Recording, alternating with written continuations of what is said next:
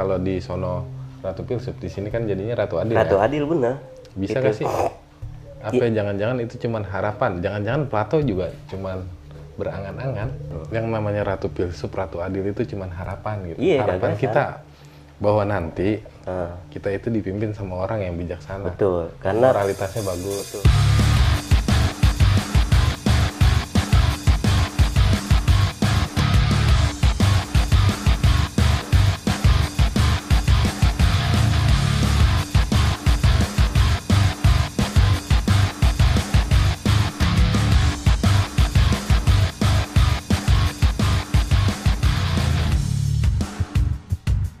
Assalamualaikum warahmatullahi wabarakatuh. Waalaikumsalam. Malam ini mau cerita apaan, Gi? Mungkin teman-teman belum tahu ya kalau ada Ratu Filsuf, Mas. Emang ada Yang saya bahas sih ada Ratu Filsuf? Ratu Filsuf. Istilah Ratu Filsuf Iya. yang mempopulerkan siapa nih? Kalau kita berbicara tentang filsuf, Mas, pastilah kita berbicara tentang namanya Plato, Aristoteles, Socrates, kan gitu kan. Terus? Socrates punya murid namanya kan Plato. Plato nanti punya murid namanya Aristoteles. Aristoteles punya murid namanya Alexander the Great, kan gitu. Itu, Mas. Jadi hubungan guru murid itu tetap ada. Tetap ada, Zaman kan dulu. gitu, zaman dulu, kan gitu.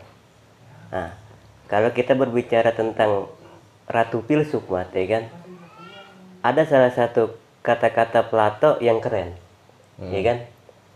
Masyarakat yang busuk, sebusuk-busuknya masyarakat hanya bisa ditangani dengan filsuf. Maksudnya?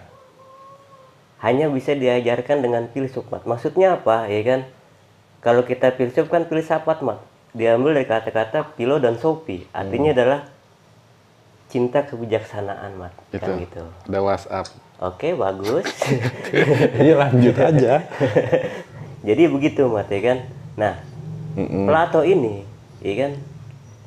Ini ingin membuat namanya utopia, Mat, atau masyarakat yang ideal lah, kan gitu kan, pemimpin-pemimpin yang ideal.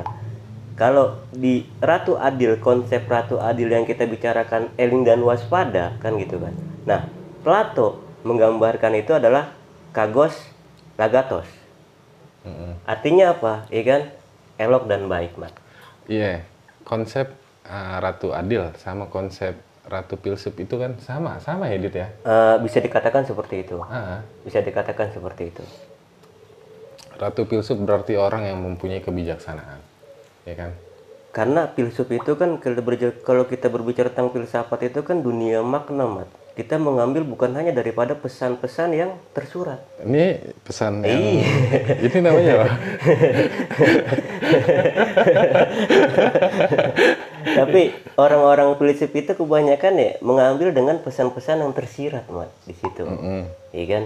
Nah, Plato ini menggambarkan kagos atau manusia yang pemimpin-pemimpin filsuf gitu loh. Itu menggambarkan bagaimana manusia itu diajarkan melalui paideia atau ibarat kata itu pembudayaan pendidikan. Kan gitu, mulai dari anak-anak, dewasa dicari kan.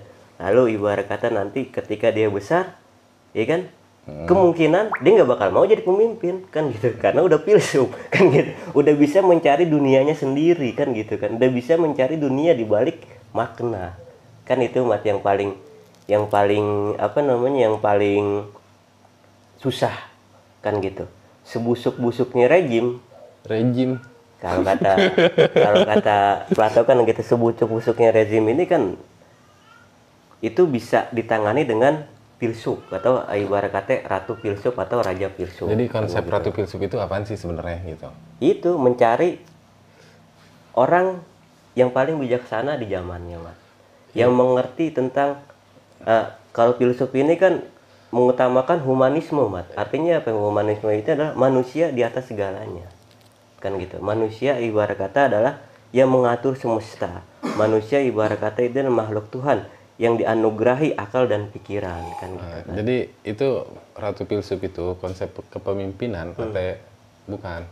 Iya, konsep kepemimpinan dari Plato. Tetap kepemimpinan. Tetap kepemimpinan gitu loh.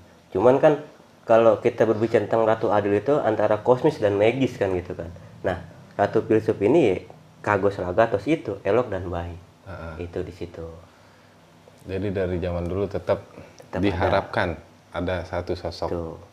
Yang ibarat kata dengan kebijaksanaan dan permusyawaratan. Nah, itu mah lu mah baca ini ya undang-undang dasar. Iya, tetap. Ya, Iya benar. Kan, Iya benar. Dalam permusyawaratan dan perwakilan. Cuman kan lucunya kan begini, Mat. Plato ini kan menulis buku itu ya kan Republik atau itu kan apa namanya kalau boleh dibilang itu kan karena gurunya sendiri itu dihukum mati. Socrates. Karena minum racun kan begitu kan. Nah, demokrasi itu demokrasi anarkis. Socrates tidak setuju pada saat itu. Di saat Athena dulu. Nah, demokrasi ini tumbang, Mat. Ya kan? Dan dialami dengan ibarat katanya 30 tiran atau tirani lah. Udah lagi ke demokrasi, nanti oligarki lagi. Ya begitulah seterusnya ibarat katanya susunan daripada kepemimpinan di zaman Athena pada saat itu. Begitu juga kita kan gitu kan. Itu tahun berapa sih, Dit?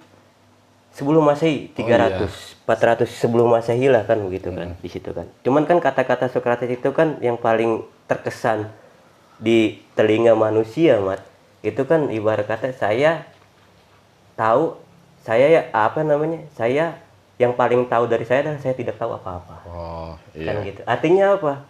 Ya kan ketika itu Socrates bilang begitu, ya belum tentu Anda itu benar.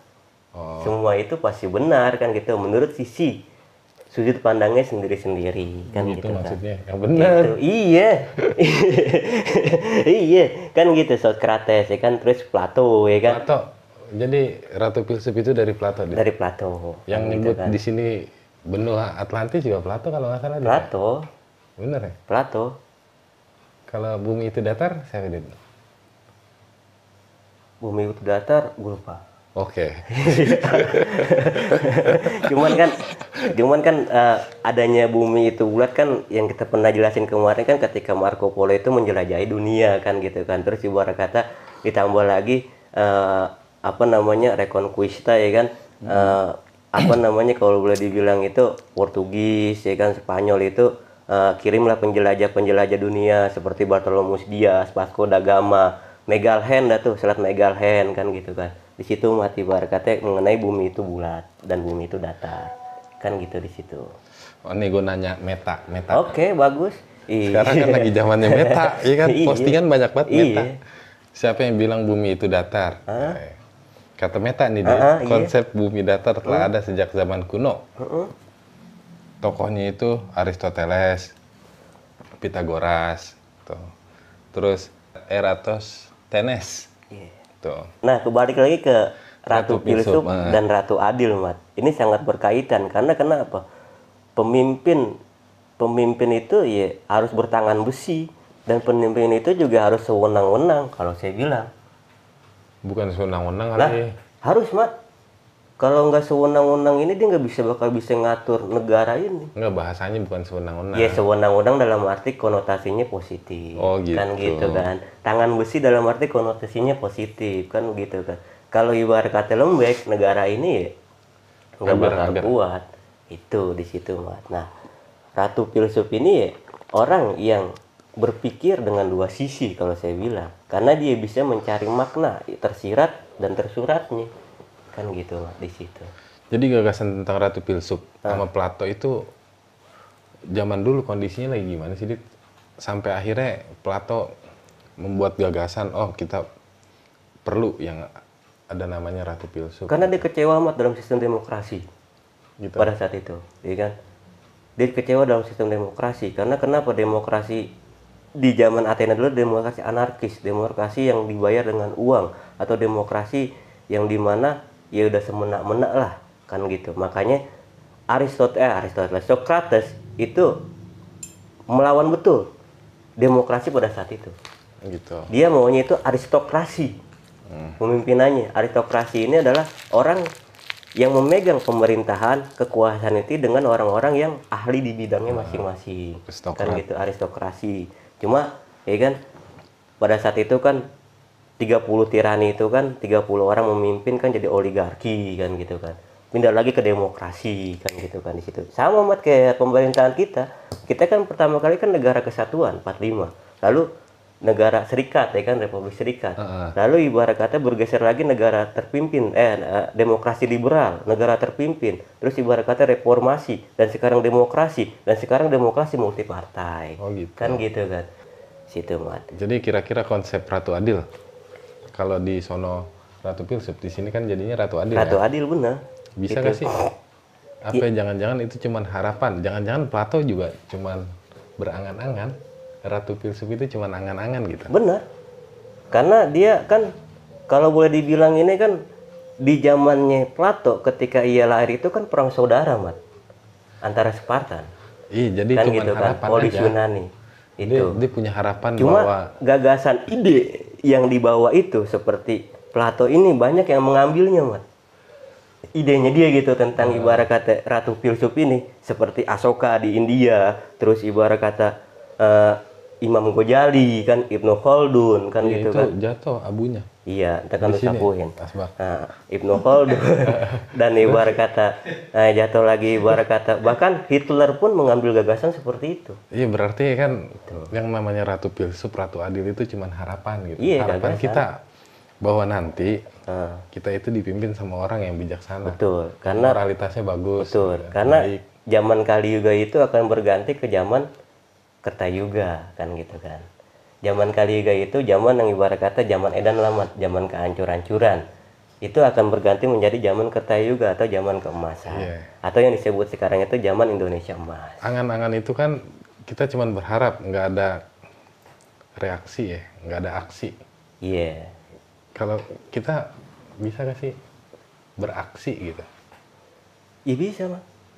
Sampai munculnya cuman itu Ratu Adil. ketika ide atau gagasan atau konsep ini dituangkan ke dalam kehidupan nyata, ini pasti berbenturan langsung, Mas. Iya kan, dari Itu yang susahnya. Mampukah kita menahan benturan daripada reaksi maksud gua penolakan? setelah ada gagasan Ratu Filsuf, kan berarti dicari ya. Betul. Dicari pemimpin, bahasanya dicari pemimpin yang bijaksana, yang adil. Terus lembut juga termasuk gak sih? Enggak. Dia lemah lembut. Oh, kasih sayang kan? Iya, kasih sayang, Itu kan lemah dicari. lembut. Itu. Ada gak sih orang-orangnya? Ada. Enggak, maksud gua cerita tentang Ratu Filsuf, ada gak sih orang-orang yang pernah disematin namanya Ratu Filsuf gitu? Orang yang pernah disematin. Iya, kalau sebagai Ratu gagasan Filsuf. yang dipakai daripada Plato itu ya ada kayak tadi saya bilang Asoka kan gitu kan. Itu ibarat kata. Kita tanya Meta. Gitu. Coba. Meta. Sekarang enak, Dit. Tinggal nanya aja, Dit. Iya. Ada gak sih yang disebut Jadi lu kalau mau ngobrol sama cewek pakai meta aja, Mas.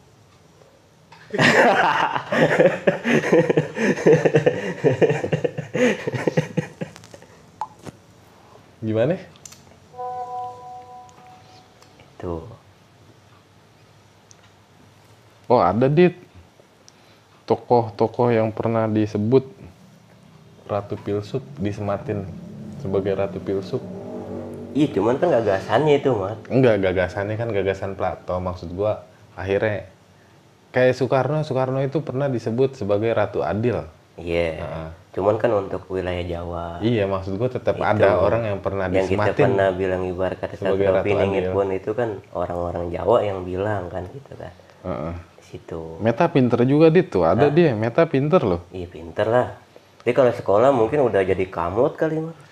Ratu Elizabeth I tuh pernah disebut. Tuh. Ratu Christina dari Swedia tuh. Ratu Maria Teresa tuh. Terus yang kuno Ratu Hatshepsut. Terus Ratu Dido. Hipatia dari Alexandria itu pernah. Cuman kan ajaran filsuf ini kan ajaran yang luar biasa, Mas. Maksudnya ajaran filsafat itu kan ajaran yang menerima kebijaksanaan. Iya. Itu yang susah sebenarnya. Orang menjadi bijak itu kan nggak sekedar membalik telapak tangan, atau ibarat kata orang menjadi bijak itu ya nggak sekedar apa namanya kalau boleh dibilang ya harus melewati segala macam proses yang ada, benturannya sangat besar. Mulai ceramah dia. Itu di situ. Maksudnya kalau kita berbicara tentang filsafat atau ratu filsuf, sekalipun dia apapun, kalau kata Plato kan begitu, dengan pembudayaan pendidikan dulu lah kan gitu kan. Aku berpikir maka aku ada. Ya. Iya. Itu kata siapa? Nggak tahu gue. Kata gua barusan. Itu kan gitu mati kan. Kalau kita berbicara tentang filsuf kan begitu. Plato kan bilangnya kan pembudayaan dengan pendidikan kan gitu. Dari sistem anak-anak kita udah mulai dilatih kan gitu kan. Tentang keilahian, tentang ibarat kata ke sains-sainan lah, ke ilmu pengetahuan. Nanti ibarat kata dipilih lagi ke dewasa. Jadi aku ada karena diadakan. Tuh kan lu kan tiada. Iya kan? Itu. Gitu kan? Itu kan siapa? Kata lo.